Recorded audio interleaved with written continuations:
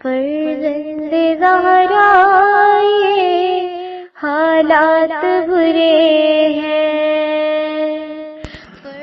کاشانہ بصیرت ایک ایسا مکمل یوٹیوب چینل جس پر محروم بصارت کے لیے بالخصوص اور تمام افراد کے لیے بالعموم سینکڑوں کی تعداد میں اسلامی کتب دستیاب ہیں۔ لہذا گزارش ہے کہ آپ اپنی ذمہ داری نبھاتے ہوئے کاشانہ بصیرت کو سبسکرائب کرنے کے ساتھ ساتھ بیل آئیکن کو پریس کیجئے تاکہ آپ علم کے حصول کے ساتھ ساتھ مذہب اہل بیت کی اشاعت میں بھی اہم کردار ادا کرتے رہیں۔ کاشانہ بصیرت۔ فرزند زہرا یہ حالات برے ہیں۔ اللہم صلی علی محمد وآل محمد وعجل فرجہم اجمعین۔ یہ کتاب نرجس خاتون بنت محمد حسین کے ایصال ثواب کے لیے ان کے خاندان کی جانب سے ریکارڈ کی جا رہی ہے۔ آپ سے گزارش ہے کہ برائے ایصال ثواب نرجس خاتون بنت محمد حسین کے لیے سورہ فاتحہ پڑھ دیجیے۔ شکریہ۔ اللہم صلی علی محمد وآل محمد وعجل فرجہم اجمعین۔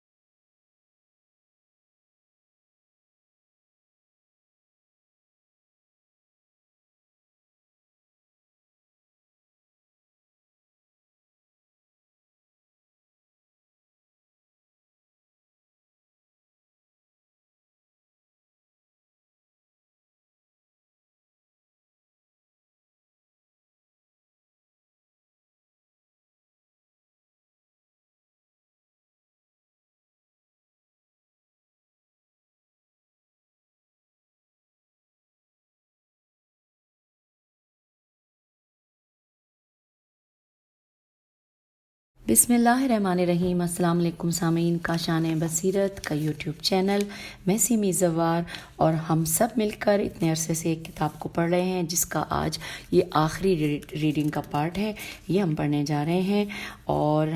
یہ ہے پارٹ نمبر 23 اور ہم کتاب کے صفحہ نمبر 335 پہ آغاز کر رہے ہیں۔ یہاں پر عنوان ہے، لکھا ہے خاتمہ۔ شروع میں یہ سمجھی کہ بس یہ بک یہاں پہ ختم ہو گئی، لیکن کچھ ابھی صفحات باقی تھے، آئیے مل کر پڑھتے ہیں۔ یہاں پر لکھا ہے سب ایک انورٹڈ کاما میں، بلکہ اس کے ارد گرد لائن بھی حاشیہ بھی بنا ہوا ہے۔ وہ لکھا یہ ہے کہ اخبار کاذبہ، کاف الف زال بے ہے کاذبہ، اور جھوٹی حکایات و قصص سننے کی مذمت میں اور گستاخ اور بے پرواہ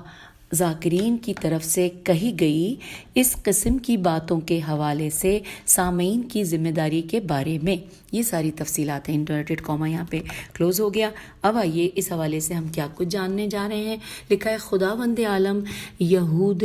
بلکہ منافقین کی مذمت اور ان کی صفات خبیثہ اور افعال قبیحہ کے بیان میں فرماتا ہے۔ سورہ مائدہ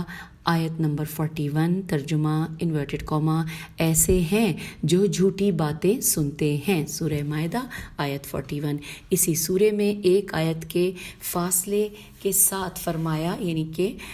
سورہ مائدہ کی آیت 42 میں فرمایا کہ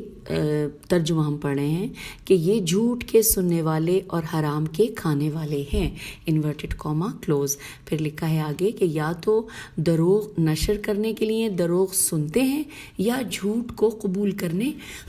یا تصدیق کرنے کے لیے جھوٹ سنتے ہیں۔ بہرحال ان دو آیہ کریمہ میں سخن دروغ کی طرف توجہ دینے پر سخت سرزنش کی گئی ہے، چاہے یہ توجہ اس دروغ کو نقل کرنے کے لیے ہو یا نہ ہو، اور چاہے مقصود اس دروغ کا قبول کرنا ہو یا نہ ہو۔ اور نیز خداوند عالم ان نعمتوں کی تعداد کے بارے میں جو اس نے بہشت میں متقی لوگوں کو بخشی ہیں فرماتا ہے، پروردگار، سورہ نبا آیت نمبر 35، ترجمہ انورٹڈ کاما، وہاں نہ کوئی فضول بات سنیں گے نہ دروغ دروغ انورٹڈ کاما کلوز. بعض مفسرین کی تفسیر کے مطابق کذاب سے مراد وہی کذب ہے.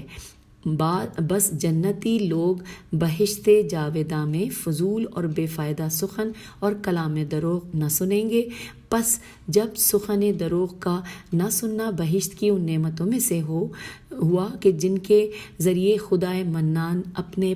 بندوں پر احسان فرماتا ہے، تو دروغ کا سننا اب یہاں پہ تھوڑا سا مٹا ہوا ہے، لکھا ہے قاف عین میم تے ہوا، اور قانون مقابلہ اور ضد کے مطابق دروغ کا سننا اہل دروغ کا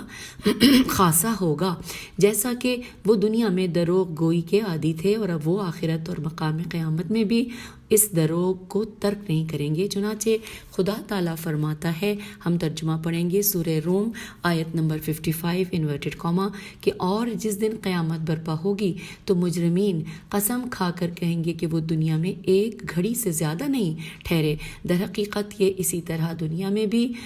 افطرا پردازیاں کرتے تھے. انورٹڈ کاما کلوز ہو گیا. سورہ روم کی آیت 55 کا ترجمہ پڑھا. اور نیز خداوند عالم بعض ان منافقین کے ذکر کے بعد جنہوں نے دنیا میں محضر نبوی میں جھوٹی قسم کھائی تھی، اور اس عذاب کے ذکر کے بعد جو اللہ تعالیٰ نے ان کے لیے مہیا فرمایا ہے، فرماتا ہے انورٹڈ کاما کہ جس دن خدا ان سب کو دوبارہ اٹھائے گا تو یہ لوگ جس طرح تمہارے سامنے قسمیں کھاتے ہیں اسی طرح اس خدا کے سامنے بھی قسمیں کھائیں گے، اور خیال کرتے ہیں کہ وہ راہ ثواب سواد سے ثواب پر ہیں، یعنی کہ حق پر ہیں، اور مشرک اور منافق ہیں، یعنی کہ بریکٹ میں لکھا ہے یعنی حق پر ہیں اور مشرک اور منافق ہیں،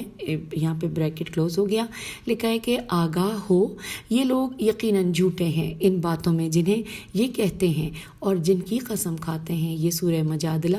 آیت نمبر 18 کا ہم نے یہاں پہ ترجمہ پڑھا. اور اب آئیے آگے چلتے ہیں. لکھا ہے نیز اہل دوزخ کی ان باتوں کے متعلق فرماتا ہے کہ جو وہ روز قیامت کریں گے. یہ ہم سورہ انعام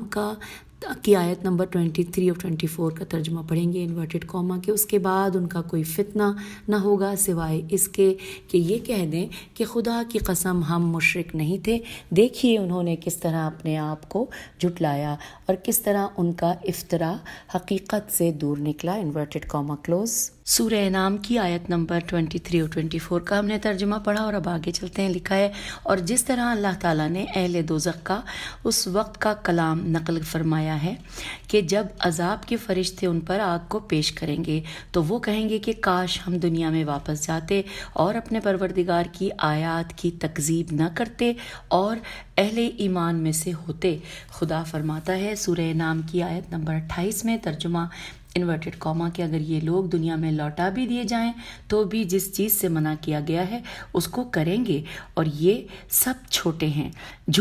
انورٹڈ کاما کلوز. سورہ نام آیت 28 کا ہم نے ترجمہ پڑھا. کتاب کے صفحہ نمبر 338 پر ہم آ گئے ہیں اور اب آگے چلتے ہیں. لکھا ہے نیز دروغ سننے کی مذمت اور قباح پر قاف بے ہے قباح پر آیت شریف جو کہ سورہ حج کی آیت نمبر 30 ہے وہ دلالت کرتی ہے. اور یہاں پر آیت لکھی ہے، ترجمہ نہیں ہے اس لیے اس کو ہم پڑھتے ہیں، لیکن اس میں کوئی بھی زیر زبر پیش نہیں ہے. وجتنبو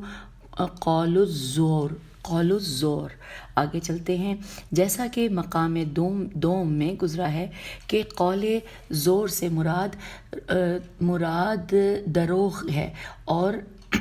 بعض اہل لغات نے بھی اس کی تصریح کی ہے. تیسواد رے یہ ہے تصریح کی ہے، اور اگر اس سے مراد مطلق کلام باطل ہو جس میں فحش وغنا اور غیبت و بہتان شامل ہوں تو دروغ بھی انہی میں سے ہوگا، اور اس سے اجتناب اس وقت تک نہ کہا جائے گا کہ جب تک کہ دروغ کی تمام اقسام سے دوری نہ کی جائے، چاہے دروغ کا بولنا ہو یا لکھنا یا سننا۔ اور اگر کوئی شخص دروغ نہ بولتا ہو لیکن اسے سنتا ہو تو یہ نہیں کہا جا سکتا کہ اس نے دروغ سے اجتناب کیا ہے، اور یہی وجہ ہے کہ بزرگ فقہا نے اس آیت کے ذریعے کتب زلال زواد لام الف لام اپنے پاس رکھنے کی حرمت پر استدلال کیا ہے، کیونکہ اکثر ان کی برگزشت دروغ کی طرف ہوتی ہے، اگرچہ ان کتب کا رکھنے والا، ان کا کہنے والا اور ان کا مؤلف نہ ہو۔ اگلے پیراگراف میں لکھا ہے کہ اور اگر زور کے معنی زور کے معنی دروغ ہوں تو اس پر آیہ شریفہ جو کہ سورہ فرقان کی آیت نمبر 72 کو دلیل کے طور پر پیش کیا جا سکتا ہے، کیونکہ جو لوگ اچھا ہاں یہ آیت تو پڑھ دوں، ترجمہ تو ہے ہی نہیں۔ والذین لا یشہدون الزور، اور اس کے بعد لکھا ہے کہ کیونکہ جو لوگ مجالس دروغ میں حاضر ہوتے ہیں ان کی دو صنفیں ہوتی ہیں، ایک صنف وہ جو دروغ کہتی ہے اور دوسری صنف وہ جو دروغ سنتی ہے، اور اس آیت کی دلالت صنف دوم یعنی کہ جو لوگ دروغ سننے کے لیے حاضر ہوتے ہیں ان پر زیادہ ظاہر ہوتی ہے، بلکہ زور جس معنی میں بھی ہو دروغ گو شامل ہے۔ اگلے پیراگراف میں ہے کہ شیخ صدوق علیہ رحمہ نے کتاب اعتقادات میں روایت کی ہے کہ لوگوں نے حضرت صادق علیہ السلام سے قصہ خوانوں کے متعلق پوچھا کہ کیا ان کی بات سننا حلال ہے، تو حضرت علیہ السلام نے فرمایا کہ حلال نہیں ہے، اور فرمایا کہ جس کسی نے کسی کہنے والے کے کلام کو سنا پس بتحقیق اس نے اس کی پرستش کی، پس اگر کہنے والا اللہ تعالیٰ کی طرف سے بات کرتا ہے یعنی راست اور حق کہتا ہے تو سننے والے نے خدا کی پرستش کی ہے، اور اگر وہ ابلیس کی طرف سے بات کرتا ہے یعنی جھوٹی اور باطل باتیں کرتا ہے تو پس اس سننے والے نے ابلیس کی پرستش کی ہے۔ Inverted comma close. حوالہ ہے رسالہ اعتقادات صدوق صفحہ نمبر 105، باب الاعتقاد فی التقیہ۔ آگے چلتے ہیں، لکھا ہے اور شیخ عیاشی نے اپنی تفسیر میں حضرت امام محمد باقر علیہ السلام سے روایت کی ہے کہ آپ نے خدا تعالیٰ کے قول جو کہ سورہ انعام کی آیت نمبر 68 ہے اس کی تفسیر میں فرمایا کہ خدا تعالیٰ کے بارے میں گفتگو کرنا اور قرآن میں مخاصمہ کرنا ہے،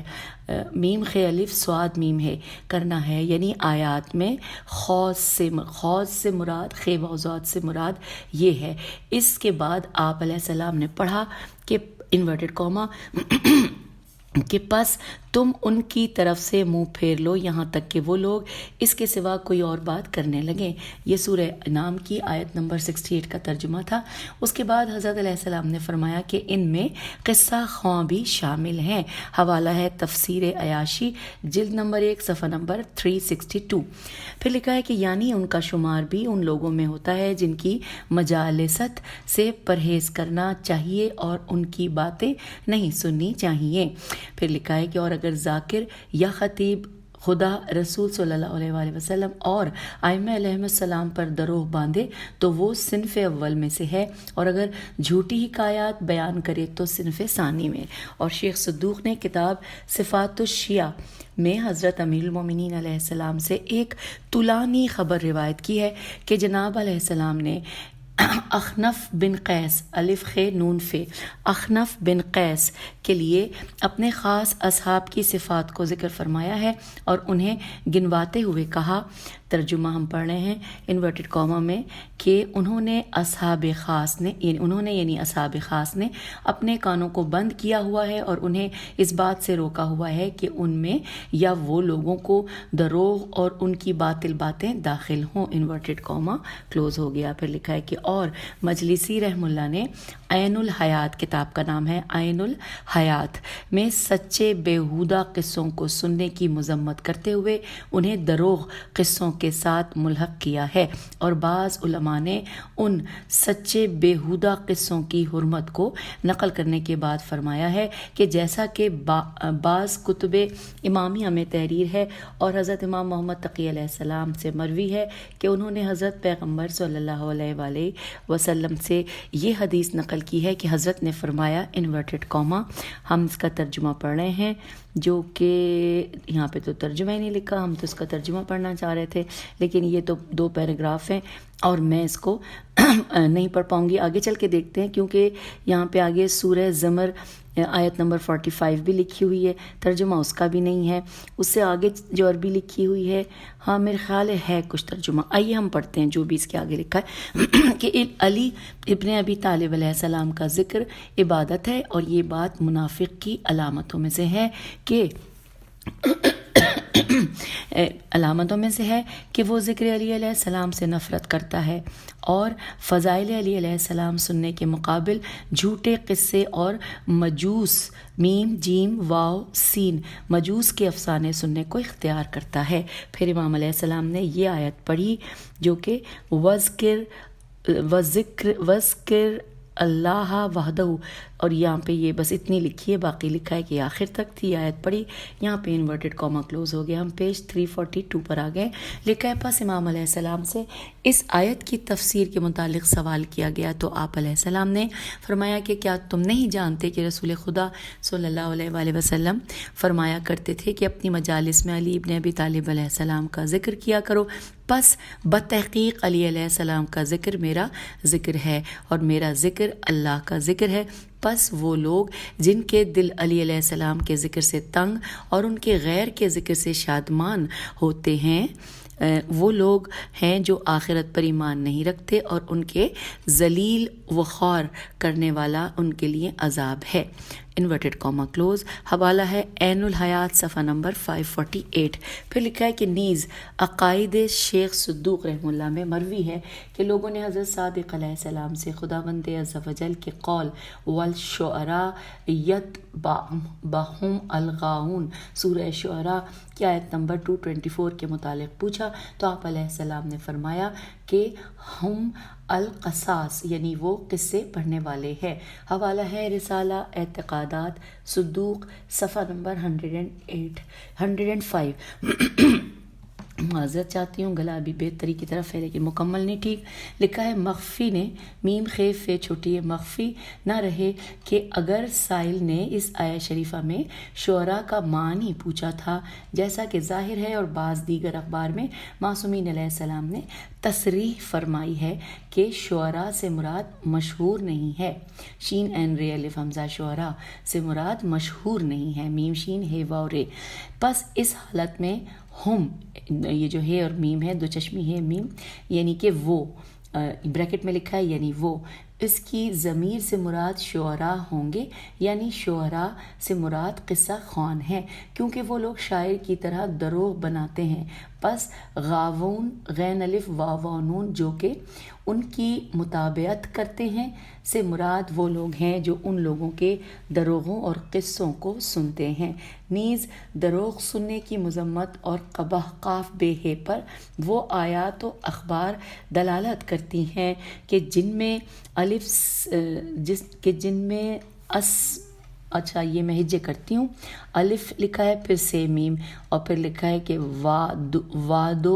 وادوان اور گناہ و عصیان میں عیانت کرنے سے نہیں فرمائی گئی ہے، نون ہے چھوٹی ہے فرمائی گئی ہے، کیونکہ اگر سننے والا نہ ہو تو دروغ گو کم تر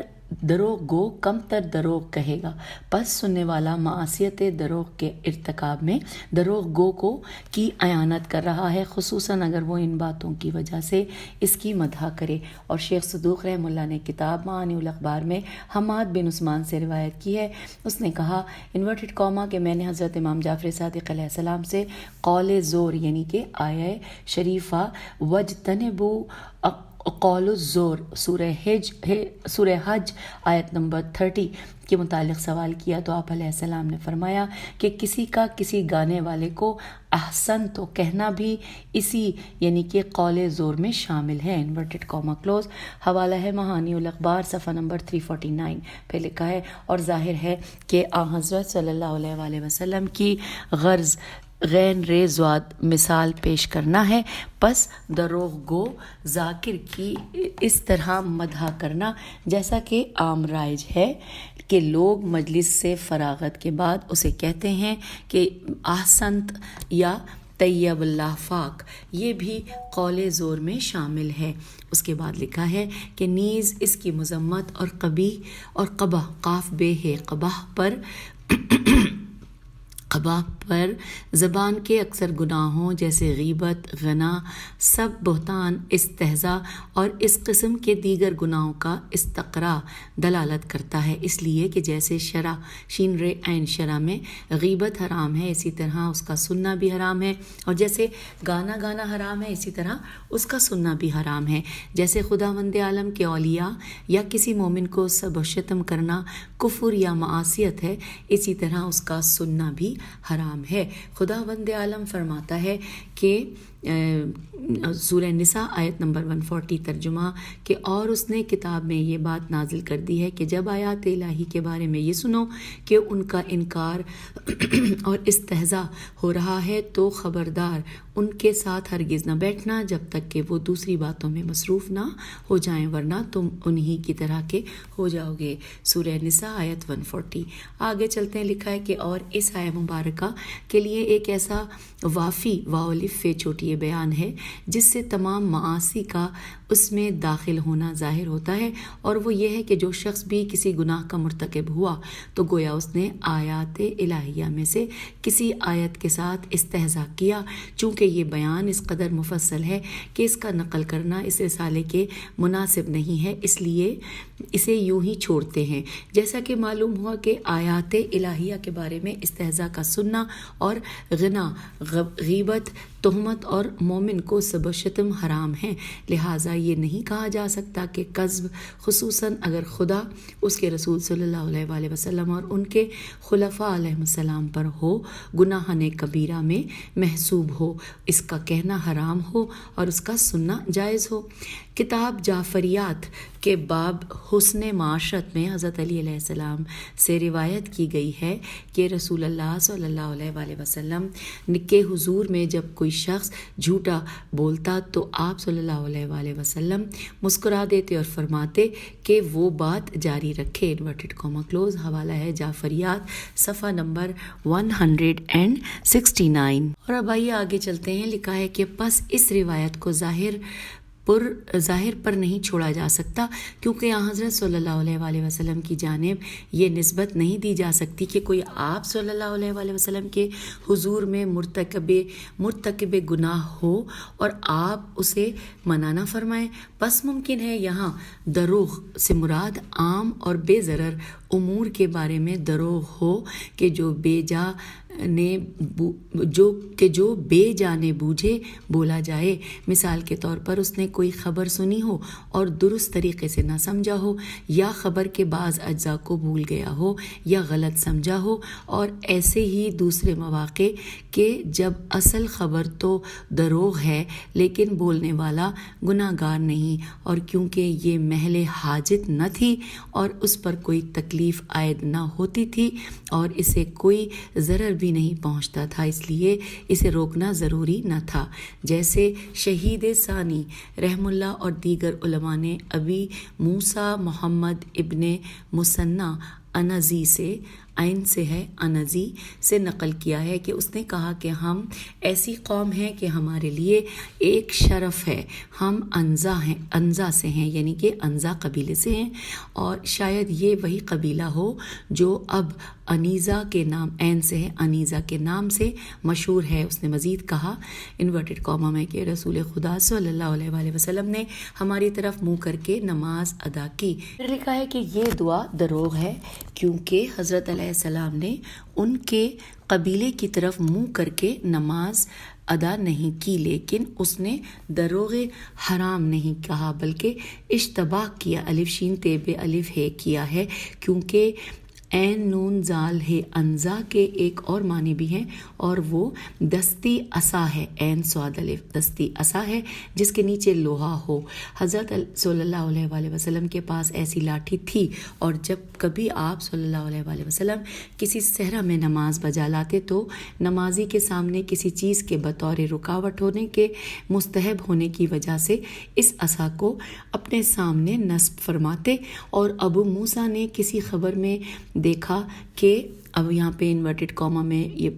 پڑھ رہے ہیں ہم ترجمہ کہ یعنی رسول صلی اللہ علیہ وآلہ وسلم نے انزا کی طرف منہ کر کے نماز ادا کی، یعنی حضرت صلی اللہ علیہ وآلہ وسلم نے اس لاٹھی کی طرف منہ کر کے نماز پڑھی، اور ابو موسیٰ نے انزا کو قبیلہ سمجھا اور اسی کو نقل کر دیا، اس نے سمجھا نہیں اور اس بات پر افتخار کیا۔ حوالہ ہے الداریہ صفحہ نمبر 35، اور مصحف کے معنی کے ذیل میں انورٹڈ یہاں پہ بریکٹ کلوز ہوا جو حوالہ دیا گیا تھا۔ آگے چلتے ہیں، لکھا ہے یہ بات پوشیدہ نہ رہے کہ جو کچھ ہم نے اس خاتمے میں کہا ہے وہ عام افراد کے لیے دروغ سننے کے حکم کے بیان میں تھا، کہ ان کے لیے اس دروغ کے سننے میں خود اپنی ذات کو ضرر پہنچانے کے سوا کوئی اور نقصان نہیں ہوتا اور کوئی دوسرا نقصان پیدا نہیں ہو سکتا، لیکن وہ لوگ جو بندگان خدا کے پیشوا، مجتہدین اور مخلوق کی خداوند سبحانہ کی طرف رہنمائی کرنے والے ہیں، اور لوگوں کے لیے بھی ضروری ہے کہ گفتار و رفتار اور سیرت و کردار میں ان کی پیروی کرے اور ان سے حلال و حرام اور طاعت و عصیان کو سیکھیں۔ پس ان پیشواؤں کی کہ مجالس عظام ذاکرین سے بے اندازہ ضرر رسا باتوں کو سننے سے مزید کئی خرابیاں مترتب ہوتی ہیں، خصوصاً ایسے دروغوں کو سننے میں جو ائمہ طاہرین علیہ السلام کی سیرت اور کردار و گفتار سے متعلق ہوں۔ اور اب آگے ہیں ہم پیج نمبر 347 پہ، لکھا ہے ان خرابیوں میں سے اس دروغ سننے والے پیشوائے دانا کا دروغ گو لوگوں کے زمرے میں داخل ہو جانا ہے، پس وہ پیشوا ہر دو مصیبتوں میں مبتلا ہو گیا، دروغ گو بھی ہوا اور دروغ سننے والا بھی، کیونکہ ہم نے دروغ کی اقسام میں وضاحت کی ہے کہ کذب لغت میں اگرچہ لفظ اور سخن کی صفات میں سے ہے، لیکن شرع شین رے عین شرع میں اس کا حکم ان افعال میں بھی جاری ہے جو زبان کے علاوہ دیگر اعضاء و جوارح سے صادر ہوتے ہیں، جیسے ہاتھ و آنکھ اور سر و پیر، اور اسی طرح کسب کا حکم سکوت اور تقریر میں بھی جاری ہے، جیسا کہ اس کی مثال گزر چکی ہے۔ پھر لکھا ہے کہ اور یہ مقام بھی اسی قسم سے ہوگا، کیونکہ جب کوئی ایسا عالم جس کی لوگ بات سنتے ہیں اور جس کی پیروی کرتے ہوں وہ سنے کہ کسی ذاکر یا خطیب نے دروغ خبر کہی ہے اور اسے بے بنیاد طور پر امام علیہ السلام سے نسبت دی ہے، اور اسے نہیں عن المنکر کرنے میں ضرر کا بھی خوف نہ ہو، لیکن اس کے باوجود وہ خاموش رہے اور اسے منع نہ کرے، بلکہ اس کا حال بھی منقلب نہ ہو، اور لا محالہ اس ذاکر سے اختیار کرنے والے طرز عمل میں بھی کوئی تبدیلی نہ کرے، جو ہی از منکر کا پست ترین درجہ ہے، تو یہ معلوم ہوگا کہ نہیں، اس کو دوبارہ پڑھتے، اس ذاکر سے اختیار کرنے والے طرز عمل میں بھی کوئی تبدیلی نہ کرے کہ جو نہیں از منکر کا پست ترین درجہ ہے، تو یہ معلوم ہوگا کہ اس نے اس خبر کو دروغ نہیں سمجھا بلکہ اپنے سکوت سے اس کی تصدیق کی ہے، بس یہ ایسا ہی ہے جیسے اس نے خود کہا ہے، لہٰذا ذاکر اس کے سکوت سے تمسک کرتا ہے اور اسے ان لوگوں کے مقابل اپنی اس خبر کی صحت کے ثبوت کے طور پر استعمال کرتا ہے جو اسے غلط ٹھہراتے ہیں، اور اس منع کرنے والے کو شرمندہ کرتا ہے، اور اس کے علاوہ دوسرے نقصانات جن کا ذکر کرنے میں مزید نقصانات ہیں۔ مختصر یہ کہ امکان اور توانائی رکھنے والوں کا سکوت اس بے انصاف گروہ کی گستاخی اور بے پرواہی کا موجب ہوا ہے۔ حد یہ ہے کہ یہ لوگ حرمہائی ہیرے میم ہے الف چھوٹی ہے حرم ہائے شریف یا حرمہائی شریف اور روضات حرم ہائے شریف ہوگا، لیکن یہ جڑا ہوا لکھا ہے، حرم ہائے شریف اور روضات متبرکہ، خصوصاً سید الشہداء علیہ السلام کے حرم کو اکثر اوقات بالخصوص سحر کے اوقات میں جو نالہ و فغاں، گریہ و بکا اور استغفار کا موسم ہوتا ہے، عجیب عجیب طرح کے دروغ اور کبھی مضطرب آوازوں کے ذریعے اس محضر انور کو تاریک کرتے ہیں، اور جیسا کہ گزشتہ اخبار سے واضح ہے وہاں سے رحمت کے فرشتوں کی افواج کو باہر نکالتے ہیں اور بندگان خدا کو عبادت اناب و تذرہ، اس کی ہجے کرتے ہیں، الف نون الف بے ہے، اناب و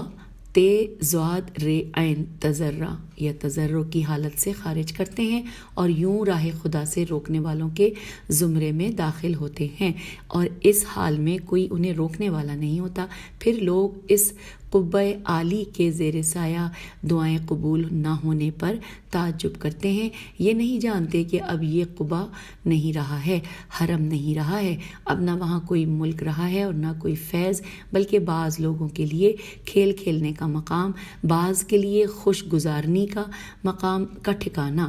اور بعض کے لیے کبھی سرمایہ مال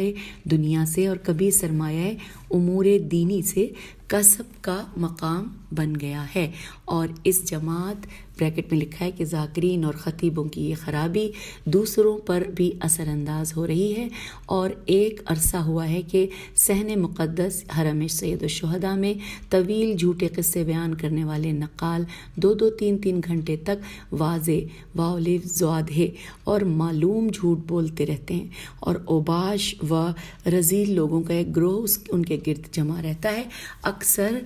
اگر یہ کثیف سے ہے کاف سے یہ اگر یہ کثیف محفل جو خدائے جبار و منتقم کی لعنت کا مورد ہے آبادی سے دور کسی بیابان میں منعقد ہو رہی ہوتی، تب بھی مسلمانوں پر لازم تھا کہ اسے درہم برہم کرتے اور انہیں اس قبیح عمل سے باز رکھتے، چجائے کے صحن مقدس میں جہاں زیر پا ہزارہ مومنین و اخیار کی قبور ہیں، جو پند و عبرت حاصل کرنے، ان کے لیے دعا کرنے، قرآن پڑھنے کا مقام ہے، جس کی منزلت فرشتوں کے معراج سے بلند ہے، ان کی آمد و رفت کا مقام ہے، اپنے مجاورین اور ذاکرین کے لیے گریہ و نالہ اور نماز و استغفار کا محل ہے، البتہ وہ زوار نہیں جو خود اس قبیح منکر میں مشغول ہے، یا ان کا ساتھی و مددگار ہے، یا اس قسم کے قبیح عمل کو اس بزم الہی میں دیکھنے کے باوجود بے پرواہی کے ساتھ وہاں سے گزر جائے اور اس کی جانب سرے سے توجہ ہی نہ دے، چجائے کہ اس پر متاثر و غمگین ہو، چجائے کہ اس پر انہیں منع کرے۔ پس اب ضروری ہے کہ ارباب دانش و بصیرت حضرت ابی عبداللہ علیہ السلام کی مجالس اعزا کو جدید طریقے سے منعقد کریں، اور آپ علیہ السلام کے وجود مبارک پر زائر، مجاور، خادم، آپ علیہ السلام کے علوم کے حاملین، متعبدین، ناسکین، معمومین اور ان کے علاوہ دوسرے لوگوں سے جو انواع و اقسام کے صدمات شب و روز پہنچ رہے ہیں انہیں جمع کر کے ایک دیندار دل سوز کے ہاتھ میں دیں، تاکہ وہ اہل تقوی و دیانت اور غیرت و عصبیت، عین سے عصبیت کی مجالس میں انہیں پڑھیں، انہیں رلائیں، تڑپائیں، اور خداوند تعالیٰ سے سلطان ناشر عدل و امان، باسط فضل و احسان اور قامہ قاف الف میم عین قامہ کفر و نفاق و عدوان کے ظہور میں تاجیل کی دعا کرے۔